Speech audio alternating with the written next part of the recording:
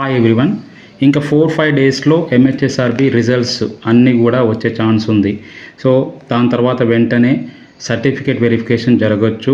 So అందుకోసం ఈ 4-5 డేస్లో అందరూ కూడా ఈ సర్టిఫికేట్స్ ఏవేవి కావాలో అవన్నీ రెడీగా పెట్టుకోండి friends. Okay, so MLC elections అయిపోయినాయి. సో ఇన్ని రోజులు కోడ్ అని ఆపినరు. సో మొన్న ఎలక్షన్స్ అయిపోయినాయి, ఈరోజు కౌంటింగ్ కూడా అయిపోయింది. సో మేబీ ఇవాళ రేపట్లో కోడ్ ఎత్తేయచ్చు. సో ఎత్తేసిన వెంటనే రిజల్ట్స్ రావచ్చు. దాని వెంటనే సర్టిఫికేట్ వెరిఫికేషన్ లిస్టు పెట్టే ఛాన్సెస్ ఉన్నాయి. సో అందుకోసం సర్టిఫికేట్స్ రెడీ చేసుకోండి. ఎవరికైతే 50+ ఉందో వాళ్ళందరూ కూడా సర్టిఫికేట్స్ అన్నీ రెడీ చేసుకోండి ఫ్రెండ్స్.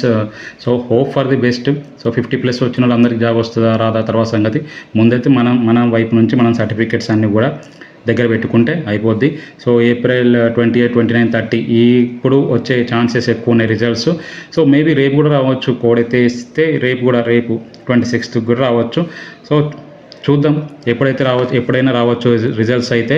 సో కోడ్ అయితే ఎత్తేసిన వెంటనే మీన్స్ కౌంటింగ్ అయిపోయింది, రిజల్ట్స్ కూడా అనౌన్స్ చేసేసారు కాబట్టి సో ఎప్పుడైనా రిజల్ట్స్ వచ్చే ఛాన్స్ ఉంది. సో దీనికి సంబంధించి సర్టిఫికేట్స్ ఏవేవి కావాలో చూద్దాం friends. So first of all hall ticket. So hall ticket ఖచ్చితంగా ఉండాలి. హాల్ టికెట్ పెట్టుకోండి. తర్వాత application form. So application form మనం అప్లై చేసేటప్పుడు అప్లికేషన్ ఫామ్ ఉంటుంది కూడా, అది కూడా తీసుకొని పెట్టుకోండి. తర్వాత caste certificate. So hall ticket, application form, caste certificate. తర్వాత బీసీ విషయంలోకి వచ్చేసరికి non creamy layer certificate latest apply చేసుకోండి. సో నోటిఫికేషన్ ముందు ఉంటే పర్లేదు, ఒకవేళ మీకు ఇప్పుడు టైం ఉంది కాబట్టి లేటెస్ట్ కూడా ఒకటి అప్లై చేసుకోండి. సో ఏది అడిగితే అది ఇవ్వచ్చు. So latest non creamy layer certificate కూడా అప్లై చేసుకుని పెట్టుకొని ఉంచండి. తర్వాత ఈడబ్ల్యూఎస్ సర్టిఫికేట్.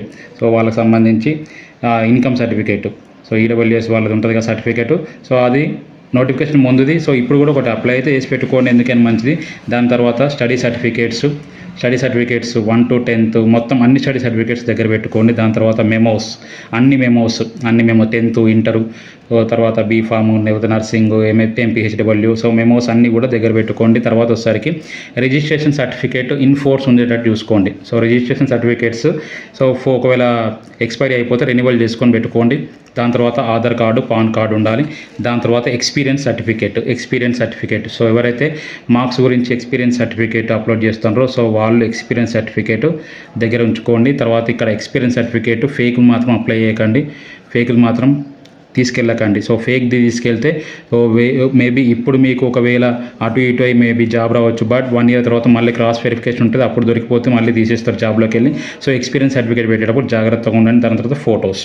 సో ఇవి ఫ్రెండ్స్ సర్టిఫికేట్ వెరిఫికేషన్ కావాల్సిన సర్టిఫికేట్స్ అన్నీ కూడా. Hall ticket, application form, caste certificate, latest non criminal certificate, latest EWS certificate, దాని తర్వాత study certificates, memos, registration certificate, ఇన్ఫోర్స్, Aadhaar, PAN, experience certificate, photos ఇవన్నీ దగ్గర పెట్టుకుంటే మీకు ఎప్పుడు లిస్ట్ వచ్చినా సో ఎన్ని రోజులు రిజల్ట్స్ గురించి వెయిట్ చేసినాం, ఇప్పుడు రిజల్ట్స్ వచ్చి 1:1లో వెరిఫికేషన్కి పిలిస్తే వెంటనే మనం వెళ్ళిపోవచ్చు.